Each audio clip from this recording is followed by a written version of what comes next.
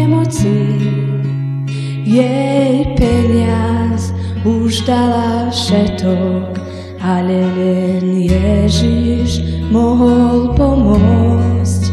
Až tá jej posledná nádej bola celkom stratená. Ona svojim verila srdcom, že sa ho musí dotknúť rukou. Keď strátiš tú poslednú nádej, ty musíš kráčať smelo napred. Aj keď breh je veľmi strmý, neustávaj.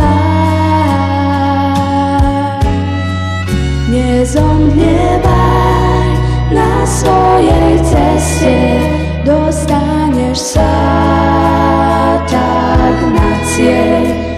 Preto netráť tú poslednú nádej. Tak mnohokrát my sme slabí vo viere v Pánovi a cesta, ktorou kráčame, zdá sa nám veľmi dlhá a ťažká. Pán Ježiš vraví, kráčaj vpred, kráčaj za mnou vo viere.